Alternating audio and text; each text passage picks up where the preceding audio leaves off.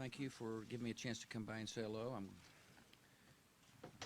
preparing for my trip out of town for Easter week, and I thought I'd share some thoughts with you and answer some questions.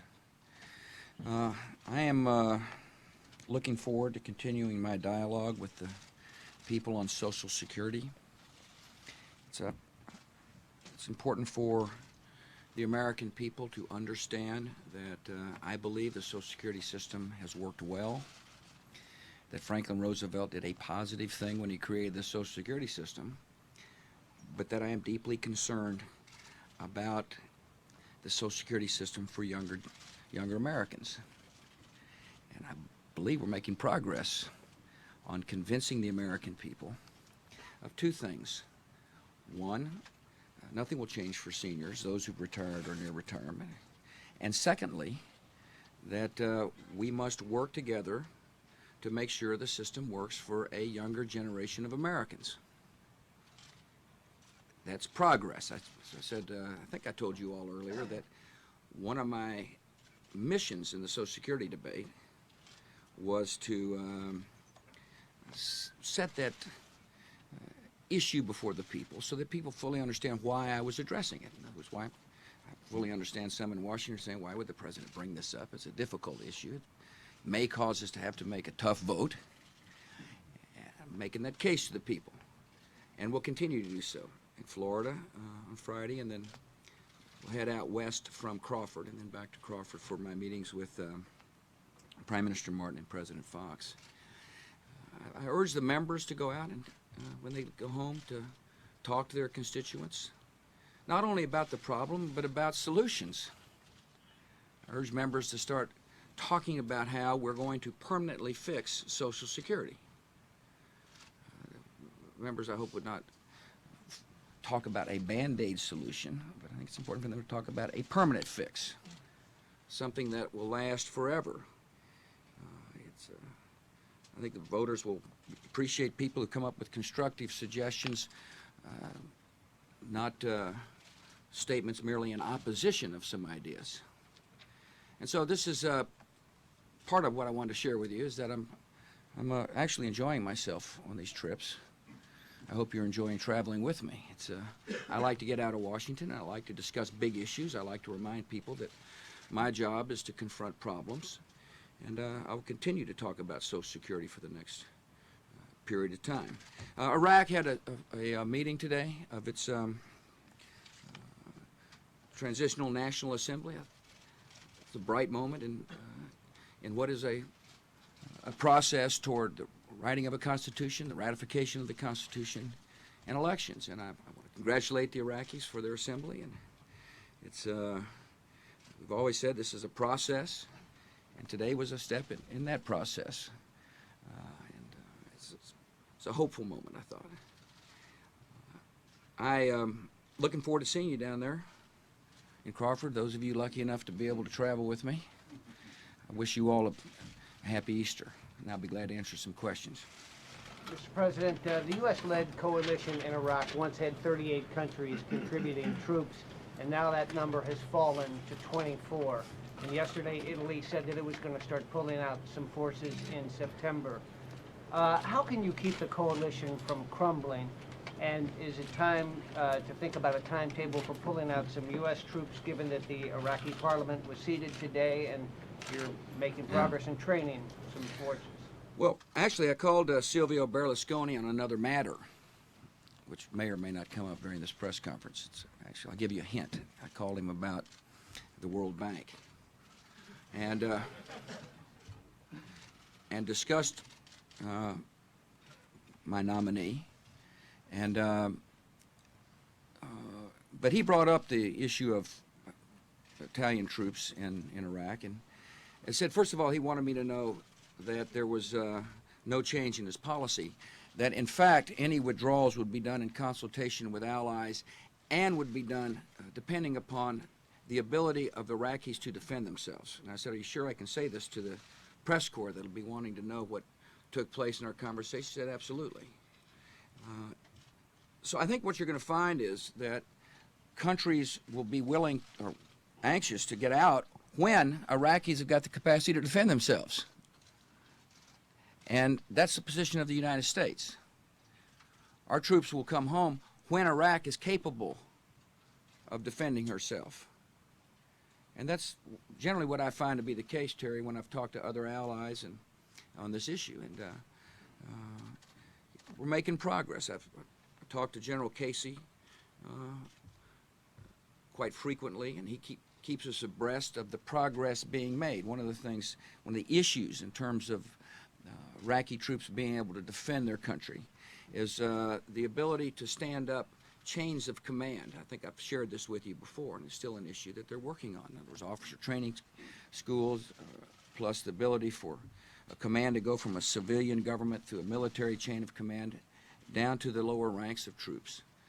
And there's positive signs that have taken place in the development of the Iraqi security force, and there's still work to be done. Our allies understand that. But I say anxious to come home.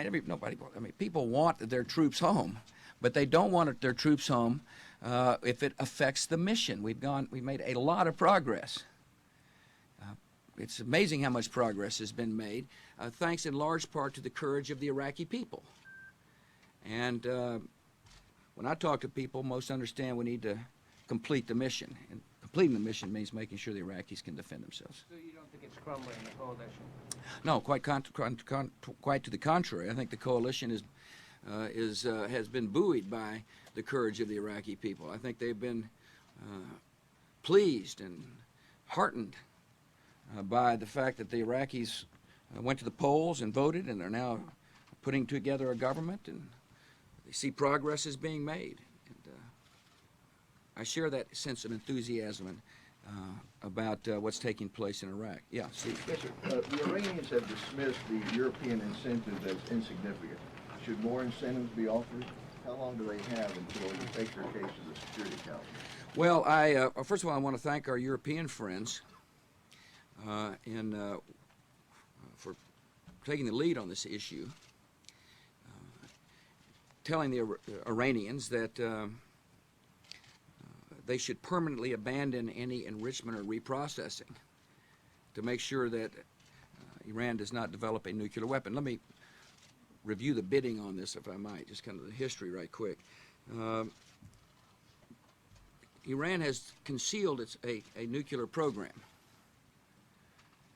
that became discovered, not because of their compliance with the IAEA or NPT, but because a dissident group pointed it out to the world, and which raised suspicions about the intentions of the program. You can understand why. It's a non-transparent regime. They're run by a handful of people. And so suspicions were raised. And as a result of those suspicions, we came together with friends and allies to seek a guarantee that they wouldn't use any nuclear program to make weapons. A lot of people understand that if they did have a weapon, it would create incredible instability, wouldn't be good for world peace. And so the best way to do that, and this is where we are in the talks, was to say to the Iranians that they must permanently abandon enrichment and reprocessing. And the EU3 meant it. And now we're waiting for an Iranian response. So how long do you wait? When do you go to the Security Council? The understanding is we go to the Security Council if they reject the offer. And I hope they don't. I hope they realize the world is clear about making sure that they don't end up with a nuclear weapon. David.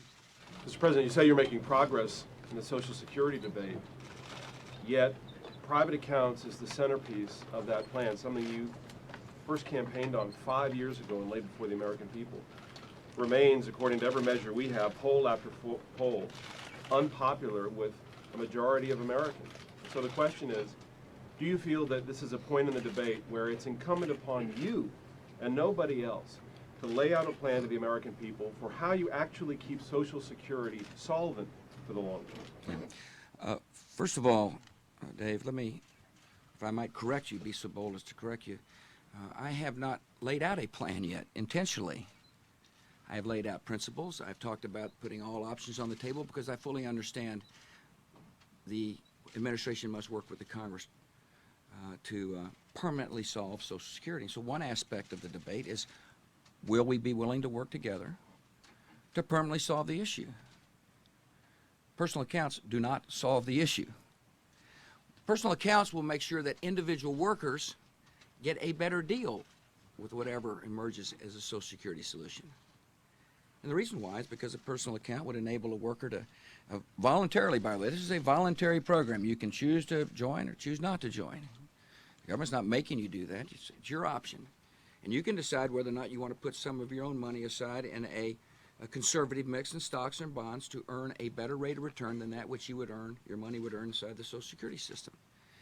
And over time, that compounds, grows, and you would end up with a nest egg you could call your own. And so I think it's an interesting idea and one that people ought to discuss to make sure the system works better for an individual worker. But it's very important for people to understand that the permanent solution will require a Congress and the administration working together on a variety of different possibilities. But sir, Democrats have made it pretty clear that they're not interested in that. They want you to lay it out. And so what I'm asking is, don't you... I'm sure they do. I guess First bill on the hill always is dead on arrival. I'm interested in coming up with a permanent solution. I'm not interested in playing political games. But why not I'm lay out interested a- in working with members of both political parties. Will you say if you're specifically supportive of an income test for the slowing of future benefits, could that get some kind of bipartisan consensus going? David, there's some interesting ideas out there. One of the interesting ideas was by this fellow, by a Democrat economist named Posen. He came to visit the White House. He didn't see me, but came to toss some interesting ideas out, talking about making sure the system was progressive. We're open for ideas, and I can understand why people say, force the president to either negotiate with himself or lay out his own bill. I want to work with members of both political parties. And I stood up in front of the Congress and said, bring your ideas forward. And I'm looking forward to people bringing ideas forward. It's how the process works. And I'm confident we'll get something done. See, the American people want something done. They don't like partisan politics. They don't like people saying, I'm not going to accept so-and-so's idea because it happens to come from a particular political party. What they want is people coming together to solve this problem. John. Mr. President, the price of oil is at record levels well above the $28 price point that you would prefer. The price of gasoline is projected to go above $2.50 this spring. How concerned are you that this could start to affect the American economy? Is there more you could do to talk with oil-producing nations to get the price at the wellhead down? And is there more you could do, since part of the problem is refining capacity, to encourage oil companies who haven't built a new refinery in 20 years to start increasing their capacity domestically? No, I am concerned about the price of energy. I'm concerned about what it means to the average American family when they see the price of gasoline going up. I'm concerned what it means to small businesses. I'm worried about the price of natural gas, particularly given the sense that because a lot of utilities now rely upon natural gas to provide electricity for their consumers. And I have been worried about this since 2001 when I first showed up in Washington, D.C. I'm concerned about the relationship between the demand for oil, our growing economy's demand for oil, but more particularly the demand for oil from our energy in general from countries like China, fast-growing countries that are consuming a lot of raw materials and natural resources. And it is of concern, John, and that's why I went to the Congress and asked them to join in a comprehensive energy plan, which they have yet to do. I would hope that when members go back to their districts and hear the complaints of people about the rising price of gasoline or complaints from small business owners about the cost of energy, that they will come back and in the spirit of, in a proper spirit, get a bill to my desk that encourages conservation and continue to find alternative sources of energy. And by the way, the modernization of the electricity grid is an important part of the energy bill. I frankly don't think we need a lot of incentives for energy companies in the energy bill. The incentive is price. There's plenty of incentive for people to go out and find additional resources. I hope Congress passes ANWR. There's a way to get some additional reserves here at home on the books. In terms of world supply, I think if you look at all the statistics, demand is outracing supply, and supplies are getting tight, and that's why you're seeing the price reflected. And hopefully there will be more conservation around the world, better conservation around the world, as well as additional supplies of energy. One thing is for certain, we've got to use our technology to, over time, evolve away from reliance upon oil and gas. And at the same time, use our technologies to make sure we can use our plentiful resources, like coal, in an environmentally friendly way. I went to Columbus, Ohio the other day and talked to the person responsible for the Future Gen plant, which is an innovative use of technology for there to be emissions-free coal-burning plants. That would not only be helpful for the United States, it'd be helpful for the world and developing nations to be able to use this technology. This is going to be a subject, by the way, was a subject of interest in my trip to Europe. Councils of the EU, we talked about how we can work together on technological developments to change habits and change supply of the energy mix for the world, and this will be a topic of, at the G8 as well. Yeah. Mr. President, could I follow up? Everybody else has had a chance to I know, follow I'm up. trying to break the habit. Sorry, it's not you, Roberts. Don't take it personally. Never do, sir. Yeah, that's good. Neither do I. Mr. President, can you explain why you've approved of and expanded the practice of what's called rendition of transferring individuals out of U.S. custody to countries where human rights groups and your own State Department say torture is common for people in custody? Post 9/11 world, the United States must make sure we protect our people and our friends from attack. That was the charge we have been given. And one way to do so is to arrest people and send them back to their country of origin with the promise that they won't be tortured. That's the promise we receive. This country does not believe in torture. We do believe in protecting ourselves. We don't believe in torture. And As Commander-in-Chief... to make Roberts feel terrible. That's all right. No, we shouldn't make it. Doesn't bother me at all. Elizabeth. As Commander-in-Chief, well, what is it that Uzbekistan can do in interrogating No, an individual that the United States we can't? seek assurances that nobody will be tortured when we render a person back to their home country. Elizabeth. Paul Wolfowitz was a chief architect of one of the most unpopular wars in our history. Is your choice That's to an be, interesting start. it's your choice to be the president of the World Bank. What kind of signal does that send to the rest of the world? Well, first of all, I think people are, I appreciate the world leaders taking my phone calls as I explain to them why I think Paul will be a strong president of the World Bank. I've said he was a man of good experiences. He helped manage a large organization.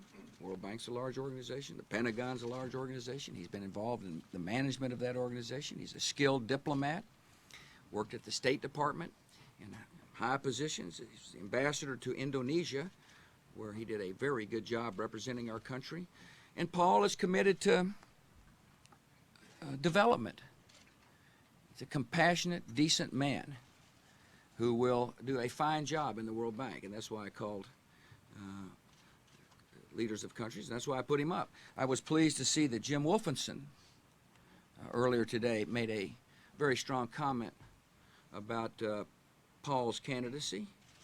Jim Wolfenson's done a fine job in leading the World Bank. He's represented the World Bank with a lot of class and a lot of dignity, and I think his comments are very important comments for people to get to know Paul better before the vote is taken. Jim. Sir, Tom DeLay, the House Majority Leader, has been admonished 3 times by the House Ethics Committee, is currently embroiled in several controversies involving a lobbyist who happens to be a pretty big fundraiser for your 2 campaigns.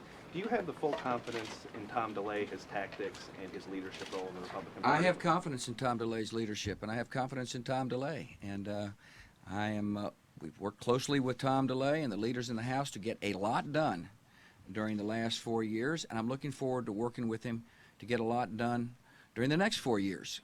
We've got a big agenda. We've got to get an energy bill out of the House. We've got to get more legal reform out of the House. We've got to get a Social Security reform package out of the House. Got to get a budget out of the House. There's a lot going on, and Speaker Hastert and Leader DeLay and Whip Blunt are close allies and people with whom we're working to get a lot done. Mr. President, you have spoken out about the need for owners, coaches, and players in all sports to stop steroid use.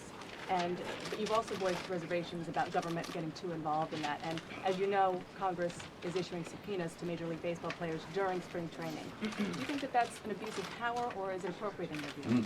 Well, Congress generally has an independent mind of its own.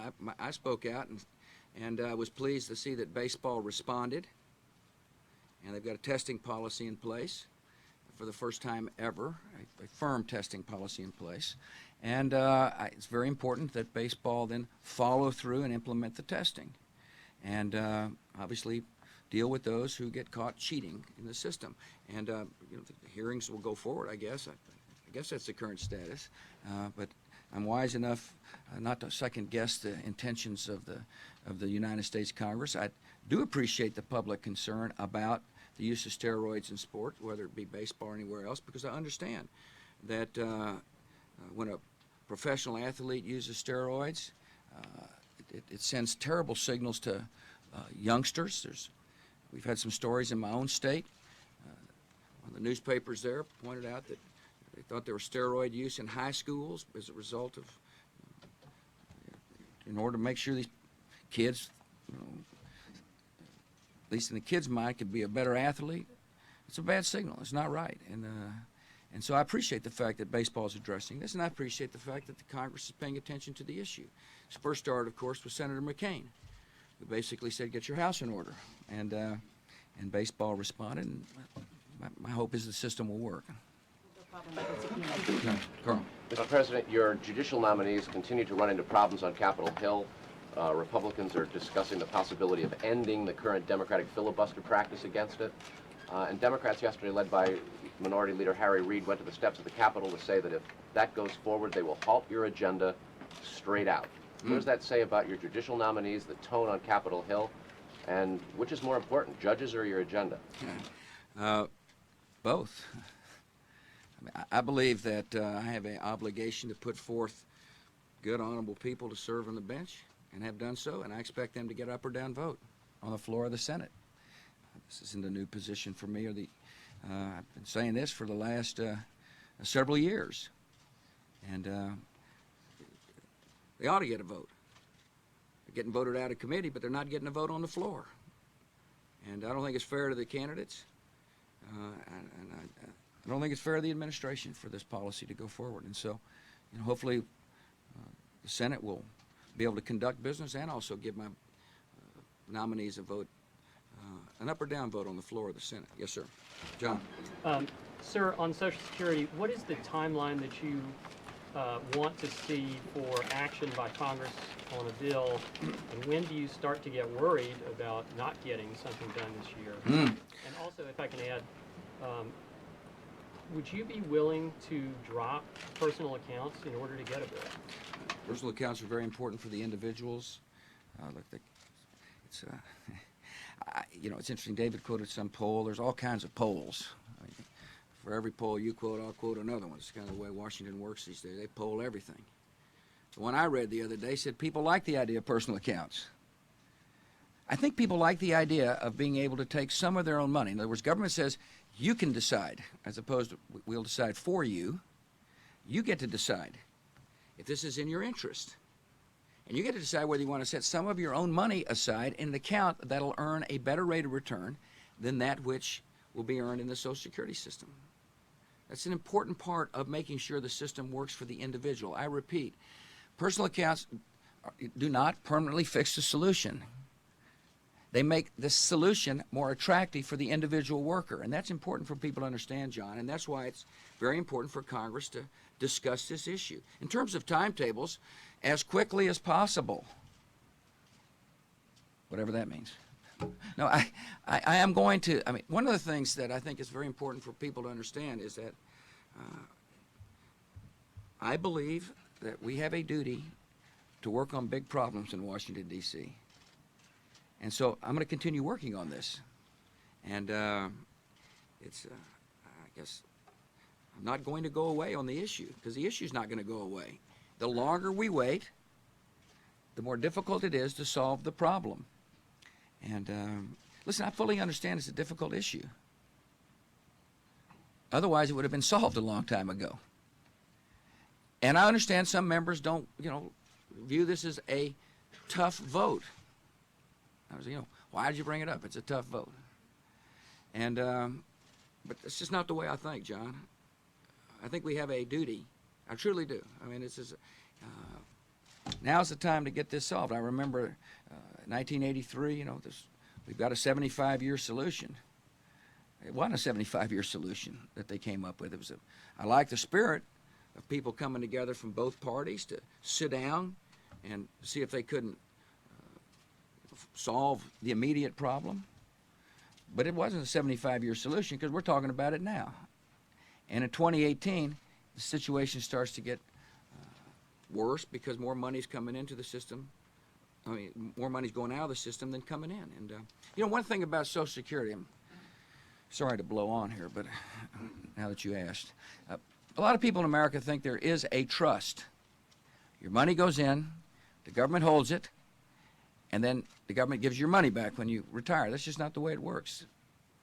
And it's important for the American citizens to understand that it's a pay-as-you-go system. And right now we're paying for a lot of programs other than Social Security with the payroll tax coming in, thereby leaving a pile of IOUs. And part of why I think a personal account is an attractive option for a younger worker is that there will be real assets in the system at this point in time. I also will continue reminding people when it comes to personal accounts that the system oftentimes doesn't work for a widow. If a wage earner dies prior to 62, there are no spousal benefits available until 62. If the both spouses work, the spouse that survives will get the higher of his or her Social Security benefits or the death benefits, but not both. In other words, somebody's contribution to the system just goes away. And a personal account will enable somebody to leave behind an asset base to whomever he or she chooses. And that's an important concept for people to understand. Peter. Mr. President, your administration recently called on the Texas courts to review some death penalty cases down there. And during your State of the Union, you talked about the importance of DNA evidence, and you talked about the possibility that maybe there were inequities in the system and the lawyers that represent death row inmates. I'm wondering if this represents a change in your feelings about the death penalty since you were governor of Texas, and if there are the possibilities exist of problems, why not call on them for a moratorium? No, I still support the death penalty, and I think it's a deterrent to crime. But I want to make sure, obviously, that those subject to the death penalty are truly guilty, and that's why I talked about what I talked about and why I made the decisions I made. I think regardless of your position on the issue, one of the things we've got to make sure is that we use, in this case, technology, DNA technologies, to make sure that we're absolutely certain about the innocence or guilt of a person accused. Yeah. Mr. President, are you trying to send a message to the IRA by not inviting Jerry Adams and the other Northern Ireland politicians tomorrow? I talked to Bertie Ahern about this, and at the EU, and he just asked who was coming to the events, which I said, you are for certain. And we wanted to make sure that we honored those in civil society in Ireland who are contributing positively to the peace process, and that's what we'll be doing on this particular trip. It's very important that people understand that the parties must renounce violence. There's a Good Friday Agreement laid out the way forward for peace in Northern Ireland, and this administration and our government strongly supports those steps. But tomorrow's message will be, we want to thank those in civil society who are working hard to achieve a peaceful resolution. By inviting the widow, the sisters rather, of this man who was killed. That's part of the statement, very strong part of the statement, and I'm looking forward to meeting these very brave souls. They've committed themselves to a peaceful solution, and hopefully their loved one will not have died in vain. I mean, out of this, hopefully some good will come out of the evil perpetuated on this family. Yes, sir. Mr. President, yesterday you said that Hezbollah could prove it is not a terrorist organization by laying down arms and supporting peace. How willing and flexible, and under what conditions are you able to, as you promote democracy in the Middle East, encourage parties like Hezbollah to discontinue the use of terrorism as a Yeah, tactic? I think, let me make sure that you put my answer in a full context. I first said that Hezbollah is on the terrorist list for a reason, because they have killed Americans in the past, and they're a violent organization. And the question was about Lebanon, and let me take a step back, if I might, on this question, because it's important for the American people to understand our policy. Our policy is this: we want there to be a thriving democracy in Lebanon. We believe that there will be a thriving democracy, but only if Syria withdraws not only her troops completely out of Lebanon, but also her secret service organizations, intelligence organizations, not secret service, intelligence organizations. And I am concerned, and the world should be concerned, that the intelligence organizations are embedded in a lot of government functions in Lebanon. And there needs to be a complete withdrawal of those services in order for there to be a free election. And we will, this government will work with the elected leaders of a free, truly free Lebanon, and looking forward to it. I like the idea of people running for office. There's a positive effect when you run for office, Maybe some will run for office and say, vote for me. I look forward to blowing up America. I don't know. I don't know if that'll be their platform or not. But it's, I don't think so. I think people generally run for office and say, vote for me. I'm looking forward to fixing your potholes or making sure you got bread on the table. And so, but Hezbollah is on the terrorist list for a reason and remain on the terrorist list for a reason. Our position has not changed on Hezbollah. Judy. President Bush, a court ruling in California this week has revived debate over same-sex marriage. You support a constitutional amendment to ban such marriages, but it's not something you talk about nearly as often as Social Security and many other issues. Will you put some muscle behind that effort this year, or is it something you'd prefer not to deal with? No, I haven't changed my position, and as a matter of fact, the court rulings are verifying why I took the position I took. And that is, I don't believe judges ought to be deciding this issue. I believe this is an issue of particular importance to the American people and should be decided by the people. And I think the best way to do so is through the constitutional process. I haven't changed my mind at all. As a matter of fact, court rulings such as this strengthen my position, it seems like to me. People now understand why I laid out the position I did. What can you do to promote action on that amendment? Well, the courts are going to promote a lot of the action by their very rulings. People will understand that the logic behind the decision I made. And no matter what your position is on the issue, this is an issue that should be decided by the people, not by judges. And the more the judges start deciding the issue, I'm confident the more the people will want to be involved in the issue. This is a very important issue for the country, and one that obviously needs to be conducted with a great deal of sensitivity and concern about other people's feelings. But this is an issue I feel strongly about. Yeah, Stretch. Mr. President, you faced a lot of skepticism in the run-up to the Iraq War, and then a lot of criticism for miscalculating some of the challenges of post-war Iraq. Now that the Iraq elections seem to be triggering signs of democratization throughout the broader Middle East, do you feel any sense of vindication? First of all, I fully understand that as long as I'm the president, I will face criticism. It's like part of the job. Frankly, you wouldn't be doing your job if you didn't occasionally lay out the gentle criticism. I welcome constructive ideas as to how we might do our job better, so it doesn't bother me, Bill. And therefore, since it doesn't bother me, and I expect it, I don't then seek vindication. Look, history. Shall I give you my talk on history and presidencies? Okay, thank you. What's interesting is George Washington is now getting a second or third or fifth or 10th look in history. I read the Ellis book, which is a really interesting book. And His Excellency, it's called. David McCullough is writing a book on George Washington as well. People are constantly evaluating somebody's standing in history, a president's standing in history, based upon events that took place during the presidency, based upon things that happen after the presidency, based upon, like in my case, hopefully the March of Freedom continues way after my presidency. And so I just don't worry about vindication or standing. The other thing, it turns out, this job, you got a lot on your plate on a regular basis. You don't have much time to sit around and kind of wander lonely in the Oval Office, kind of asking different portraits, how do you think my standing will be? I mean, I got a lot to do, and I like to make decisions, and I make a lot of them. And but no, you know, look, I mean, it's the people who deserve the credit in Iraq are the Iraqi citizens that defied the terrorists. Imagine what it'd be like to try to go vote, thinking that there could be a suicide bomber standing next to you in line, or somebody would lob a shell or a mortar at you. The courage of the Iraqi citizens was just overwhelming, I thought. It's easy for us to vote. The question is what it would be like to vote if you were fearful for your life.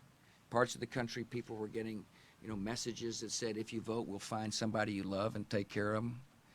And yet they defied these terrorists. And it was a powerful moment in the history of freedom. People in the world got to see what it means for a group of people who have been downtrodden to rise up and say, I want to be free.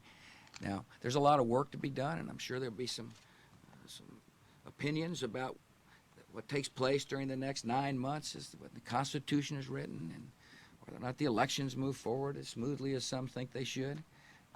You know, obviously there's concern now, I read about that, occasionally reading, I want you to know in the second term, that, your stories that is, you know, they haven't formed a government yet, but I take a different look. First of all, you know, obviously there will be a government formed, but I think it is interesting and to watch the process of people negotiating and worrying about this and worrying about that, and people seeking out positions as to their stands on issues that will be relevant to the future of Iraq. It's a wholesome process, and it's being done in a transparent way. I mean, you've got the press corps all over them, watching every move, which is a positive example for others in the region. And that's important. It's important for people in that region to see what is possible in a free society. And I firmly believe that the examples of Iraq and Afghanistan, I believe there will be a Palestinian state. I believe we'll be able to convince Syria to fully withdraw, or else she'll be isolated, fully withdraw from Lebanon, or else she'll be isolated. I believe those examples will serve as examples for others over time. And that will lead to more peace, and that's what we want. Yeah, Carl. Mr. President, do you also think it will lead to America's reputation being restored? Earlier this week, you brought Karen Hughes back at ambassador rank to address the question of antipathy to America around the world, particularly the Muslim world. What does that entail? Well, it entails a couple of things, Carl. It entails people understanding why we do things we do. You know, for example, I think we had the image of wanting to fight Muslims. You know, the United States stood squarely against a religion as opposed to a society which welcomes all religions. And in fact, we're fighting a handful of people relative to the Muslim population that wanted to, I used to say, hijack the religion. People need to understand we're a compassionate nation.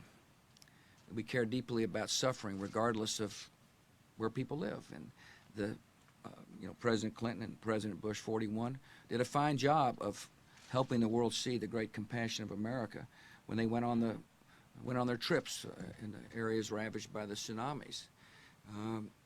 It is very important for us to have a message that counteracts some of the messages coming out of some of the Arab media.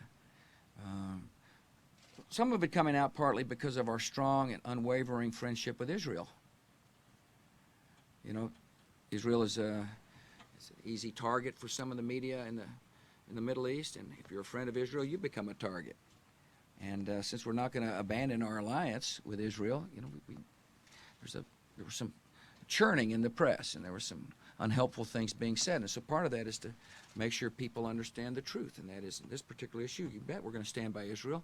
But we also believe the Palestinians have the capability of self-governance in a truly democratic state that will live side by side with the Israelis in peace. And so Karen's going to, I want to thank her for coming back from Austin. it's very hard if you're a Texan to abandon Austin for anywhere else, and or Texas for anywhere else. Secondly, I applaud Secretary Rice's decision to include Karen in the process. I thought that was very wise of her to call upon Karen's talents. And Dina Powell from my office, Egyptian American, is also going over, leaving the White House compound to work with Karen because she believes deeply in the American experience and American values and wants to share those values with people around the world. And you know, I think when people also see, Carl, that that we do what we say we're going to do, for example, that we help feed the hungry, and that we believe all folks should be free and that women should have an equal say in society. I think when people see we actually mean that, and then when it comes to fruition, it'll help people around the world better understand our good hearts and good nature. Yeah, Ken. Mr. President, earlier this year you told us you had ordered your administration to cease and desist on payments to journalists to promote your agenda. You cited the need for ethical concerns and the need for a bright line between the press and the government. Your administration continues to make the use of video news releases, which are prepackaged news stories sent to television stations, fully aware that some or many of these stations will air them without any disclaimer that they are produced by the government. Comptroller General of the United States this week said that raises ethical questions. Does it raise ethical questions about the use of government money to produce stories about the government that wind up being aired with no disclosure that they were produced by the government? There is a Justice Department opinion that says these pieces are within the law so long as they're based upon facts, not advocacy. And I expect our agencies to adhere to that ruling, to that Justice Department opinion. This has been a long-standing practice of the federal government to use these types of videos. Agricultural Department, as I understand, has been using these videos for a long period of time. The Defense Department, other departments have been doing so.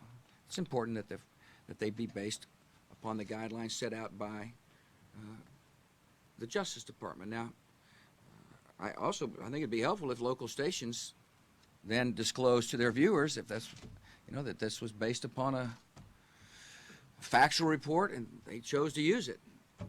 But evidently in some cases that's not the case. So anyway.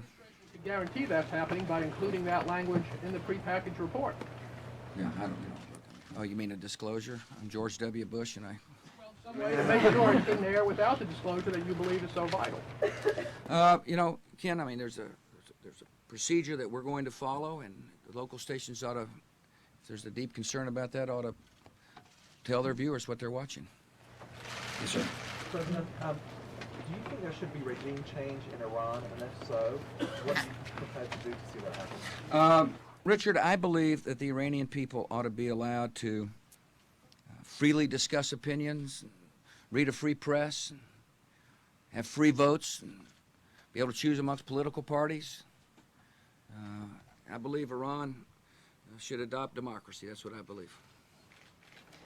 President? Yes, ma'am. Thank you, sir. Do you believe that nativity scenes and the Ten Commandments should continue to be displayed on federal property or in schools? We had a display of the Ten Commandments on the State House grounds at Texas, and I supported that display. Mr. President, back to Social Security, if I may. Yes, Mark. You said right at the top today that you urged members of Congress to go out and talk about the problem with their constituents. But what about solutions to the problem? But also to talk about solutions. Yeah. And that's that part of it I want to ask about. Aren't you asking them to do something that you really haven't? No, I'm interested in. First of all, I have laid out in the State of the Union address. I haven't looked at all previous State of the Union addresses, but I think I'm the first president ever to say all options are on the table and named a series of options. I think. Now maybe somebody could go back and find out. If you've got some idle time on your hand, you might want to go read previous State of the Union address and see if that's true. I don't believe members should go write a bill, but I do believe a member should start discussing ideas with constituencies about how to solve the problem, as opposed to blocking ideas, to say, here's some ideas, and come back and present them. That's what's happening, by the way. There's a lot of members are talking about different concepts. I've called a lot of them into the White House compound. I've listened to them. There's a variety of ideas, and that's positive. I view that as a positive sign that members of Congress, one, take the problem seriously. Thought it was helpful yesterday when the United States Senate said this, that Social Security is a serious problem that requires a permanent solution. And now it's time for people, when they get back from Easter, having talked to different constituency groups, to come back and sit down and start sharing ideas about how to move the process forward. And my pledge is that I will not, take somebody's idea and use it as a political weapon against them. That's what's changed in this debate. In other words, Social Security, they used to call it the third rail of American politics, because when you talked about it, you got singed at the minimum. And it's now time to talk about it in a serious way, to come up with a permanent solution. Yeah, Jackson? Mr. President, you talked earlier about going to the... Herman, not on Jackson. Thank you. You talked about going to the Security Council if Iran turns down this EU3 deal. Iran says they're not making nuclear weapons. Are we looking at a potential military confrontation with Iran? No, we've got a lot of diplomacy, there's a lot of diplomacy in this issue, and that's why I was so pleased to be able to participate with our friends France and Great Britain and Germany to say to the Iranians, we speak with common voice, and we share suspicions because of your past behavior. And the best way to ensure that you do not develop a nuclear weapon is for you to have no enrichment of plutonium, or have no highly enriched uranium program or plutonium program that could lead to a weapon. That's what we've said. And we just started the process.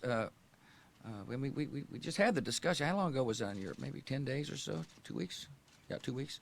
I mean, it takes a while for things to happen in the world, David. I mean, I know there's a certain impatience with a never-ending news cycle, and but things don't happen on necessarily overnight the way some would like them. They just solve this issue and we go to the next issue. I mean, there's certain patience required in order to achieve a diplomatic objective, and our diplomatic objective is to continue working with our friends to make it clear to Iran we speak with single voice. Listen, whoever thought about modernizing this room deserves a lot of credit.